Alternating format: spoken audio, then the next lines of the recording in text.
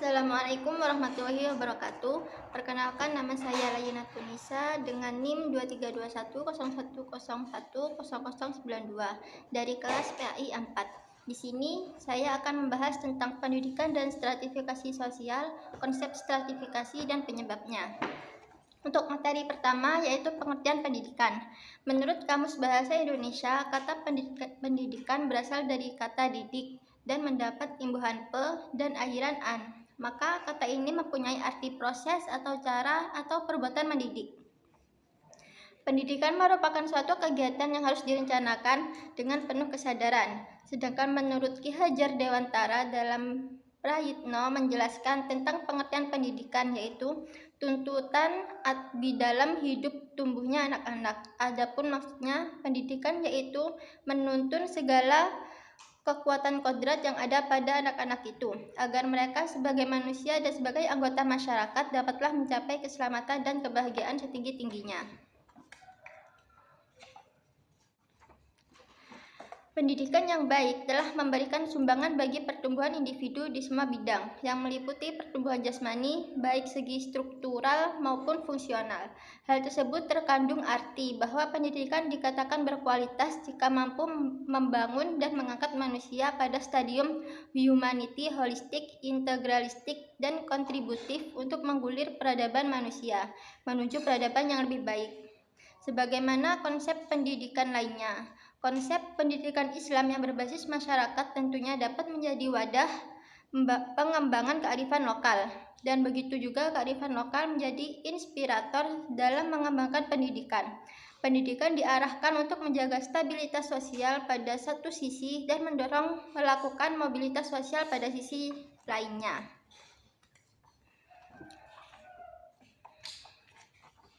Untuk materi yang kedua yaitu stratifikasi sosial. Stratifikasi sosial merupakan fenomena umum dalam masyarakat di mana terdapat pembagian hierarki berdasarkan status sosial, ekonomi, pendidikan, dan kekuasaan. Ketimpangan akses terhadap sumber daya pendidikan menjadi salah satu faktor utama yang memperkuat stratifikasi sosial ini.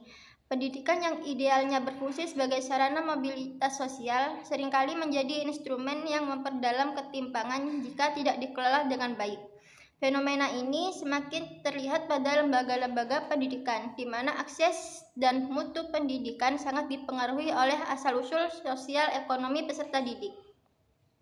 Dalam konteks kebijakan pendidikan, pemerintah berupaya mengurangi stratifikasi sosial melalui penerapan berbagai program seperti pendidikan inklusif, beasiswa bagi kelompok ekonomi lemah, dan zonasi sekolah. Namun, implementasi kebijakan tersebut seringkali menemui kendala baik dari segi teknis, sosial, dan politik. Akibatnya, kesenjangan pendidikan masih terlihat jelas, terutama antara lembaga pendidikan di perkotaan dan pedesaan, serta antara sekolah negeri dan swasta. Stratifikasi sosial adalah kata stratifikasi yang berasal dari stratum atau jamak yang berarti lapisan, di mana setiap lapisan disebut dengan strata sosial.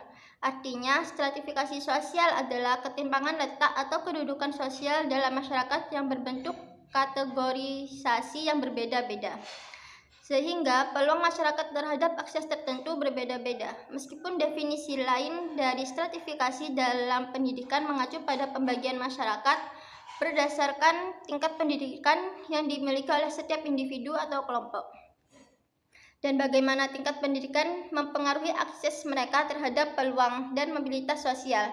Namun, stratifikasi dalam pendidikan juga merupakan sesuatu yang tidak bisa dilakukan, dihindari sebagai kenyataan dalam masyarakat dan bahkan dalam kehidupan.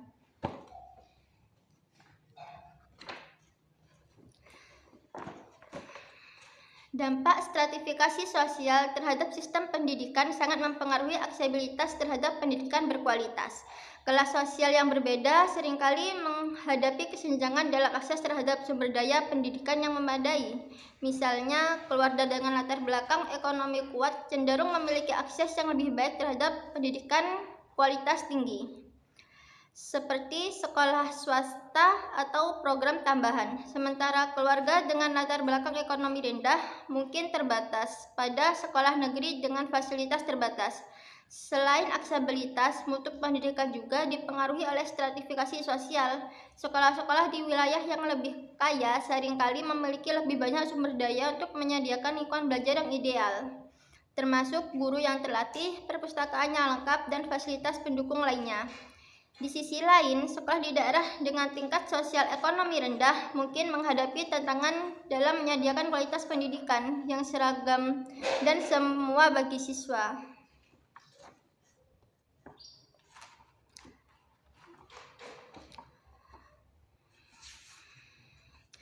Untuk yang berikutnya yaitu konsep stratifikasi. Berbicara tentang konsep stratifikasi sosial, biasanya ada sebuah penggolongan kepada masyarakat tertentu. Dengan adanya penggolongan tersebut, dimasukkanlah masyarakat ke dalam kelas-kelas tertentu, kemudian disusun secara singkat mengenai konsep stratifikasi sosial. Terdapat lapisan atau bisa disebut sebagai berbagai-bagai antar masyarakat. Terkait penggolongan yang dimasukkan ke dalam kelas tadi, maksudnya merupakan konsep kelas sosial yang mana konsep ini berkaitan erat dengan stratifikasi sosial. Terdapat beberapa pemahaman mengenai kelas sosial, yaitu sebagai kelompok individu dengan karakteristik yang memiliki kesamaan dan perbedaan pada lapisan sosial. Konsep stratifikasi sosial biasanya terdapat beberapa bagian mengenai konsepnya, yang mana konsep stratifikasi sosial meliputi ukuran, bentuk, atau dimensi, unsur, dan terakhir fungsi daripada konsep itu tersendiri.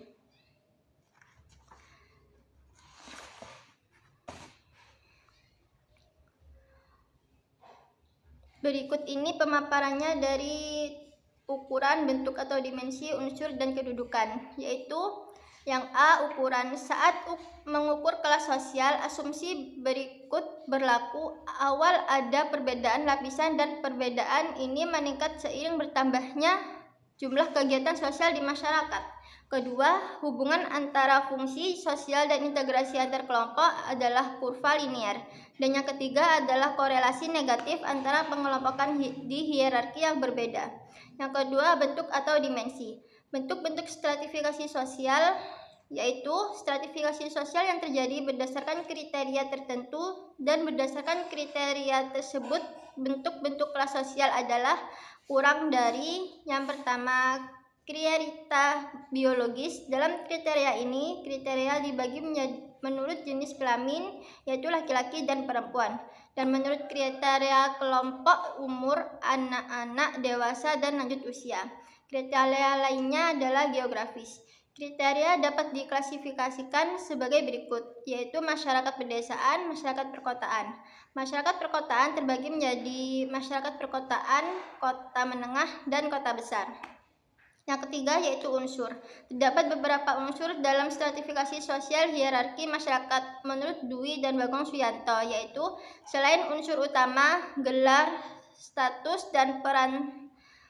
Sistem hierarki sosial masyarakat, status menunjukkan status atau kedudukan seseorang dalam masyarakat, menunjukkan sisi dinamis dari status perannya, adalah diharapkan dari seorang tertentu untuk mengambil posisi keamanan.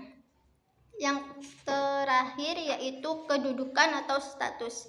Seringkali mereka dibedakan berdasarkan status sosial.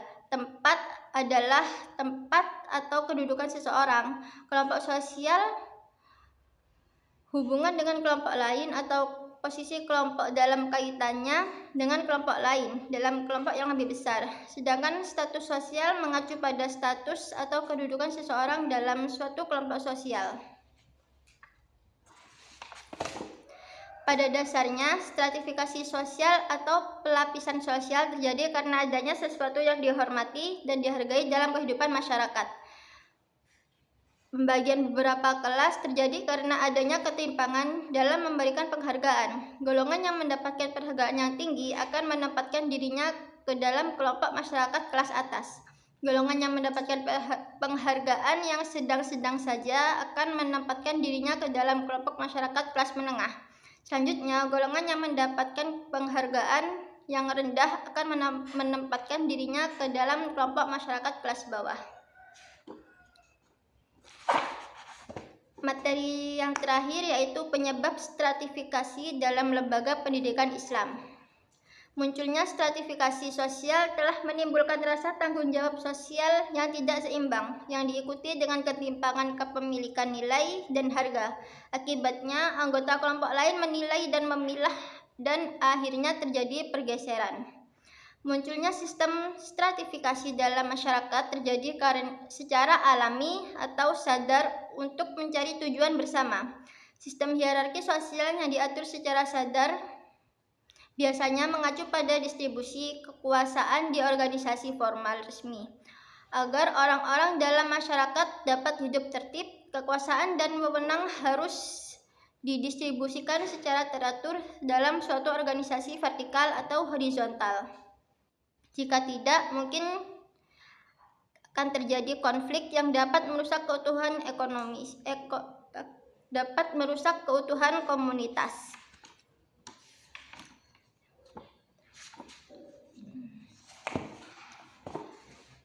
Stratifikasi sosial biasanya dilatar belakangi oleh perbedaan ras, budaya, pembagian tugas atau kerja yang terspesialisasi, kalangan sumber daya maupun kekuasaan. Sedangkan ukuran atau kriteria yang dominan sebagai dasar pembentukan stratifikasi sosial adalah sebagai berikut, yaitu ukuran kekayaan, ukuran kekuasaan dan wewenang, ukuran kehormatan, ukuran ilmu pengetahuan. Ukuran kekayaan sendiri yaitu kekayaan dapat dijadikan ukuran penempatan anggota masyarakat ke dalam lapisan-lapisan sosial yang ada. Barang siapa memiliki kekayaan yang paling banyak, maka ia termasuk lapisan teratas dalam sistem pelapisan sosial. Demikian pula sebaliknya, barang siapa tidak mempunyai kekayaan akan digolongkan ke dalam lapisan yang rendah. Untuk ukuran kekuasaan dan wewenang yaitu seseorang yang mempunyai kekuasaan atau wewenang paling besar akan menempati lapisan teratas dalam sistem pelapisan sosial dalam masyarakat yang bersangkutan.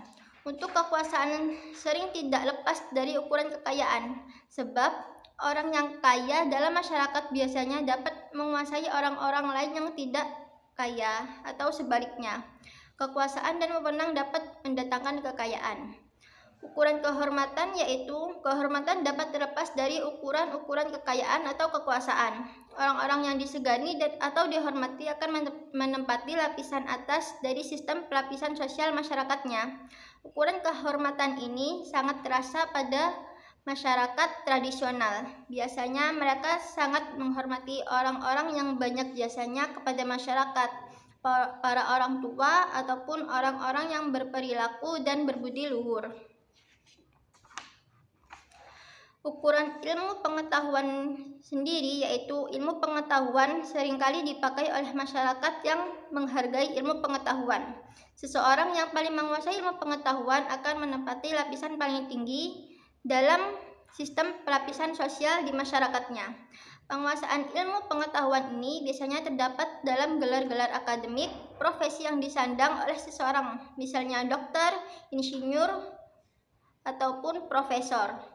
Namun sering timbul akibat-akibat negatif dari kondisi ini jika gelar-gelar yang disandang tersebut lebih dinilai tinggi daripada ilmu yang dikuasainya. Sehingga banyak orang yang berusaha dengan cara-cara yang tidak benar untuk memperoleh gelar kesarjanaannya, misalnya dengan membeli skripsi, membuat ijazah palsu, dan seterusnya. Perbedaan stratifikasi dalam kehidupan tradisional dan kehidupan modern. Stratifikasi sosial terjadi karena adanya kebanggaan terhadap sesuatu yang ada di benak masyarakat. Selama ciri tersebut masih ada, maka dalam kehidupan bermasyarakat apapun pasti akan terjadi yang namanya stratifikasi. Misalnya, kehidupan tradisional masyarakat yang mata pencahariannya dengan cara berburu, maka keluarga atau orang yang terampil dalam berburu akan lebih disegani atau menempati lapisan yang tinggi dalam masyarakat. Contoh lainnya, pada zaman di mana kehidupan masyarakat masih hidup berpindah-pindah. Maka pada saat itu orang yang mampu membuka lahan baru untuk pemukiman dan persawahan akan menempati stratifikasi sosial yang lebih tinggi. Keluarga orang tersebut akan dianggap sebagai sesepuh kampung yang dihormati. Sekian dari saya, mohon maaf apabila banyak kesalahan. Wassalamualaikum warahmatullahi wabarakatuh.